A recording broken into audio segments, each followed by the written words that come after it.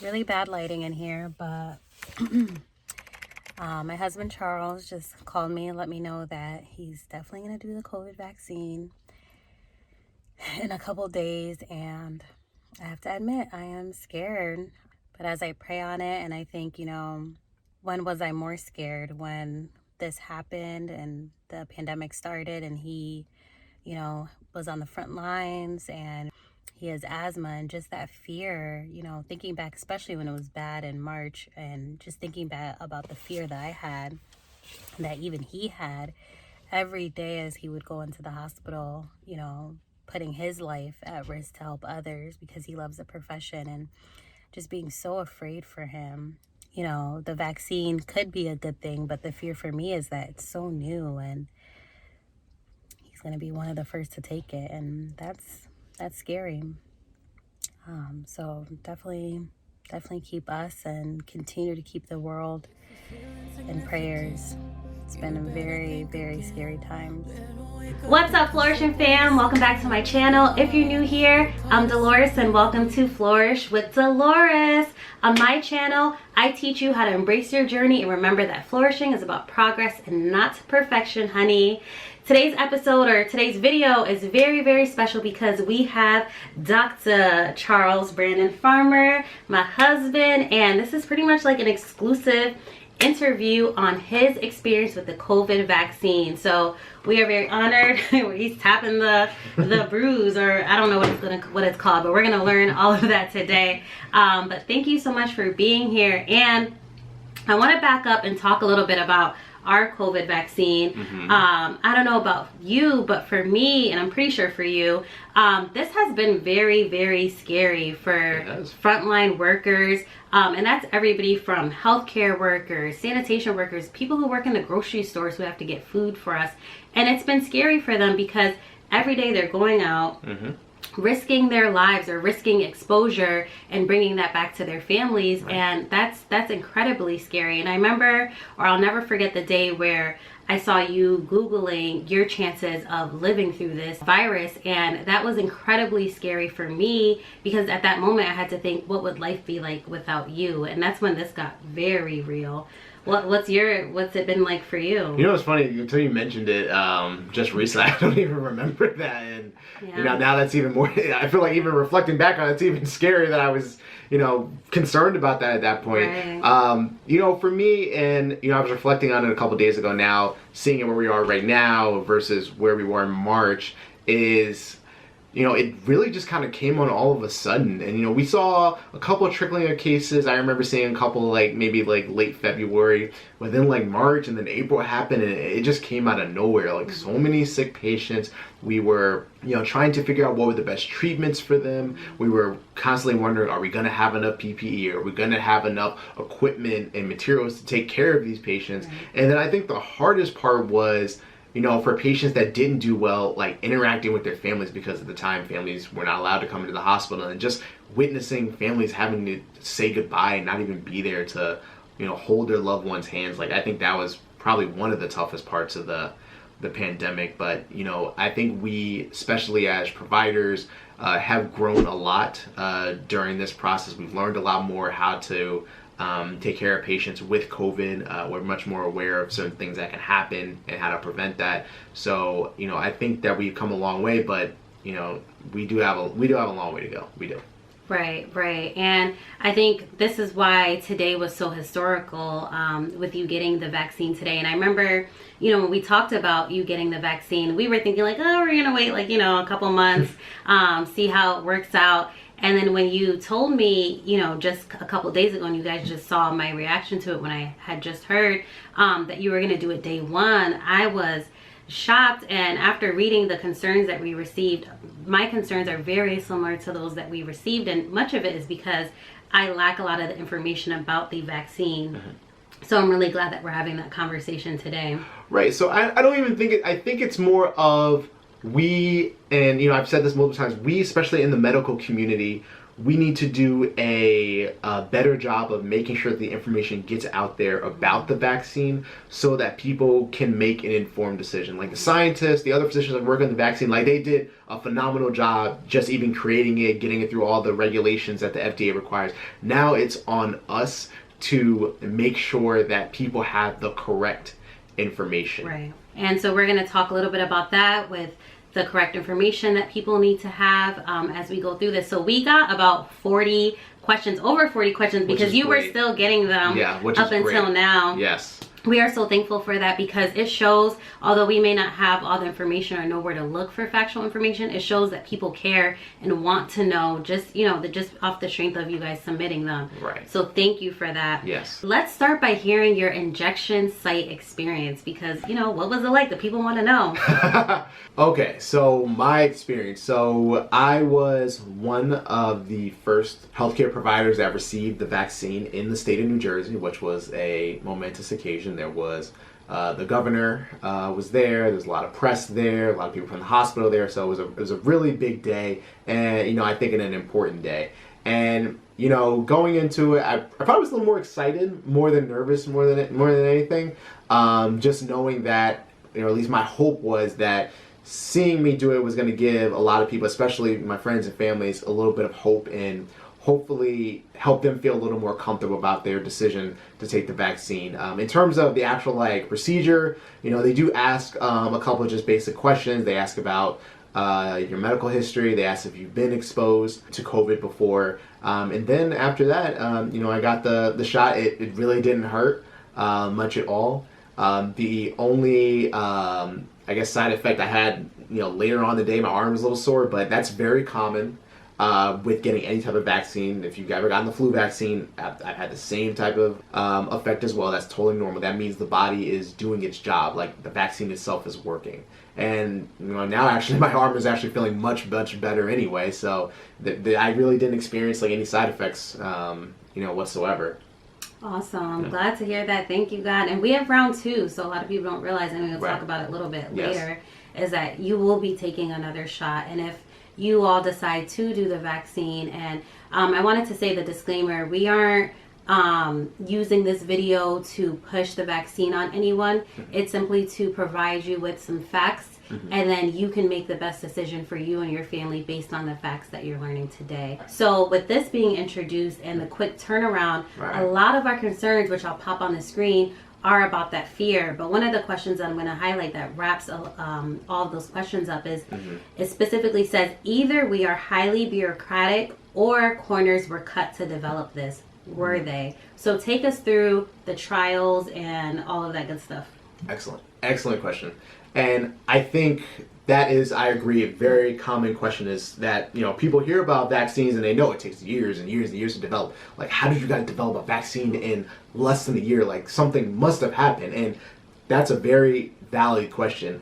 And, you know, there's a number of different reasons that it was able to be developed so quickly. I think before we get into that, we have to talk a little bit about the basics of what a vaccine actually is, because I think some people are just not very familiar with it. They hear the word vaccine, sometimes they get scared and they think about that like, wait a minute, are you actually going to give me the actual virus? And for some vaccines in history, that has been the case. So like the measles, mumps, and rubella vaccine, which you get typically when you're a child, chickenpox, the flu vaccine, all those have been like live or have been weakened viruses. So you are getting some portion of the virus. Now, here's the difference, and here's why we were able to do this so much faster. That we were able to use a new technology where we didn't have to give people this time the actual virus. So that's what I want to be clear about. We got to be clear about this. The COVID vaccine is not, you are not being given COVID virus. Let's be clear with that. You're not getting the COVID virus. You are getting the genetic information that makes up a protein that's on the virus. It's called a spike protein. Think of it almost kind of like a license plate. It's kind of like a tag that identifies that, hey, I'm a virus. I don't belong here. This is like my tag. The genetic material is called mRNA. Maybe you've heard of that before.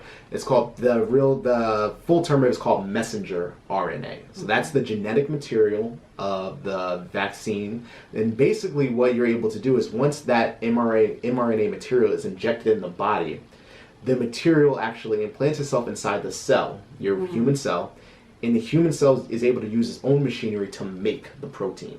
Okay. Well, so let me interrupt you with that. Yeah. I'm going to skip down to the question about DNA, mRNA that we received. Right. And it specifically says, people believe this vaccine will alter DNA. How can we counter this information? And just to highlight, I've even been sent like forwarded videos of like people saying don't take it, it's going to alter our DNA, it's going to control us. Like, you know, kind of dig into that. It does not play any effect in altering your DNA. Because with it being like this technology, like what does that mean? Right, it doesn't affect your DNA at all. DNA is in a totally different section of your cell. DNA is in the nucleus of your cell. mRNA is outside of that. It does not interact at all with your DNA. Okay. They use the genetic information, the mRNA, and you make a spike protein. Okay. Basically, then the body recognizes that, hey, wait a minute, that protein here, I don't know what that is. What's going on here? Hold on, we need to sound the alarm. This does not belong here, and that's called your immune system. And that basically allows generation of antibodies. And then once you develop antibodies, if you were to encounter that infection again, so if you were exposed to COVID, those antibodies are ready. They're ready to attack it to make sure that you don't get sick from it. Okay. And kind of, if you want to think about it another way, I kind of thought of this analogy. I think it makes sense. Think of your body's immune system like a football team, right? So football team, let's say it's Monday, they got a game on Sunday, like every other football team. Okay. Now, what were to happen if you had no preparation at all for your opposing team? Let's say you're the New York Jets because they haven't won a game all year. Oh God, you're not gonna win. Exactly, you're gonna get destroyed. Right. So the opposing team is COVID. So if you don't know what's going on or what you're dealing with, you're gonna get destroyed by COVID.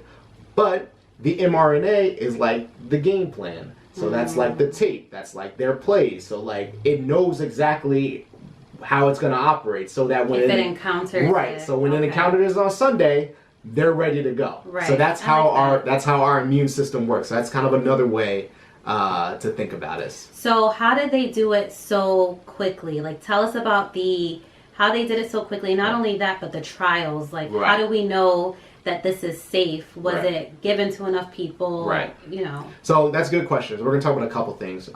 First is the actual mRNA part, because previously, like I mentioned, we use either live or we use like weakened viruses, and those take a long time to develop.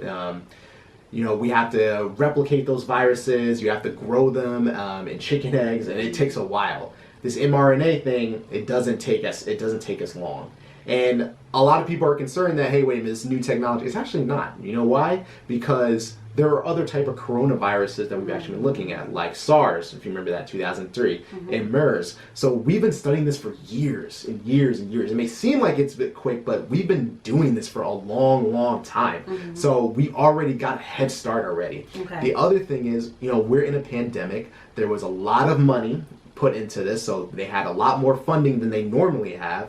In addition, because it's a pandemic, all of the scientists around the world were focused on this one thing. Usually they're focused on a bunch of different other things, but they all were like, hey, this is an emergency, we all got to focus on this thing. Okay. So that also helped it become a lot quicker. And you know, the other thing that has kind of led to the speed is so it was approved under emergency use authorization. So the FDA, they're the ones that approve any type of like drug that's going into the population. They have a set of rules where if a drug is able to be shown that it's safe and that it actually works and there's really no other alternative and it's an emergency situation, that they can approve it a little quicker than it takes for like a full approval. Okay. Now, it's not to say that they sped through things, because their criteria is very clear. Even before they even submitted their application, the FDA said, you got to meet this criteria, and this criteria. If it doesn't meet it, it will not get approved. Right. So they let this know months before they even submitted anything. Right. So there were no corners cut. Did they expedite things, especially in terms of like the application process? Yeah, they did, but it still had to meet the specific criteria in order to be actually approved. So a combination of all those different things is what led to how miraculous that we were able to see the vaccine come about. Okay. Yeah. Awesome. And tell us about the trials. Okay, so the trials themselves. So that's another good point, because in terms of how things were able to be done quickly. So usually with any type of drug, it has to go through clinical trials. And it's usually a step-by-step phase. So first you introduce it to a small amount of people because you're trying to make sure, number one, that it's safe. You're trying to make sure that you have the correct dosage. Then you gradually increase that and you go to another trial, and again, you're looking for like safety reasons. And then in the third trial, you're looking more for an even larger amount of people you give it to. But then you also give a placebo as well, because you kind of want to see, okay, if this subgroup gets the vaccine, this subgroup doesn't, is the vaccine actually doing what it's like supposed to do? Right. And so let's talk a little bit about Pfizer, because that's the one that actually has officially been approved. There's actually some news about Moderna. They'll be submitting their application shortly, but specifically with Pfizer, they looked at, in their official study, they looked at people who were 16 and over. They were able to recruit and include in their study almost close to 44,000 people. Wow. Took either vaccine or placebo. And just to kind of give you an idea of like, because usually with these type of trials, like you want it to be somewhat even and reflect some of the things that are in the population, right? So you want like somewhat even of like male and female. You want to have some representation of people of color. In this case, it was 9%, which, totally agree that doesn't represent exactly how many people of color, especially black people, that are in the United States. But for a clinical trial, that's actually pretty good. And they also, include people that have comorbidities, that have specific medical problems, because they want to see how the vaccine, works with that. And their results were actually very good. They were able to find that it was 95% efficacious, which is great for a vaccine. They found that amongst those patients, either that got the vaccine or placebo, for those who received the placebo, 162 developed COVID. For those who received the vaccine, only 8. Okay. Yeah. All right. And then, so the next question we're going to pull up is, can you still get COVID? So I want to highlight these two questions. Someone said, so I heard since you aren't injecting the virus, can you still attract it? And then someone else said, similarly, if I were to get the vaccine, could I still somehow transmit the virus to another unvaccinated person? Yes, that's a good question. I think, part of this is also understanding a little bit about the study. So basically when they're saying that it's like 95% efficacious, they're basically saying that the vaccine does a good job of protecting you from getting sick. So actually developing symptoms of COVID. We don't know just yet if it actually prevents asymptomatic infection. So we don't know that, if it protects you from getting it and just having no symptoms at all. Okay. Along those lines, we also don't know yet if it prevents transmission. That's what we hope. We hope that the vaccine protects us from being able to transmit it to other people, but we don't know that just yet. But if you get the vaccine and it's protecting you from not getting it, then how can you transmit it if you didn't get it? Well, that's the thing, is that we don't know necessarily, again, that it prevents you from getting asymptomatic. So you might still be infected with it, but because you have the vaccine, you might not show any symptoms. So your body's fighting it. Your body's fighting it. You may not show any symptoms, right? But we don't know yet if that means that you also can't spread it. You might still have a little bit of virus. You might be able to give it to other people. We don't know that yet. Okay. I should also mention that the trial is not finished. The trial is still going on for another 2 years. Right. So they're still looking at it.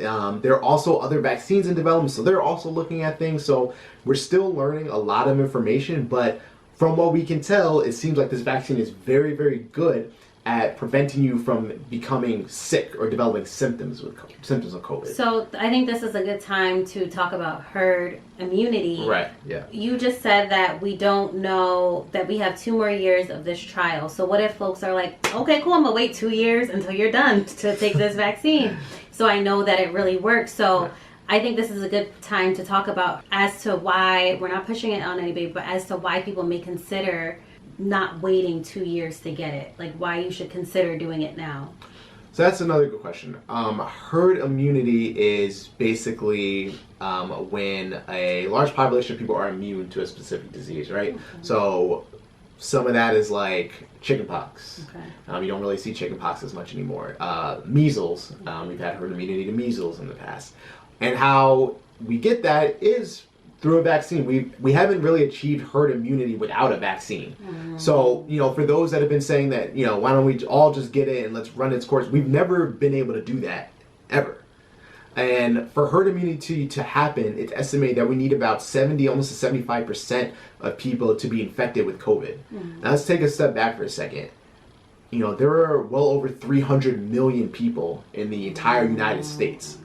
That means we need over 200 million people to get COVID. Wow. We're only at 16 million. So think about what would happen if we scaled back our social distancing, took off our masks, or you didn't take the vaccine.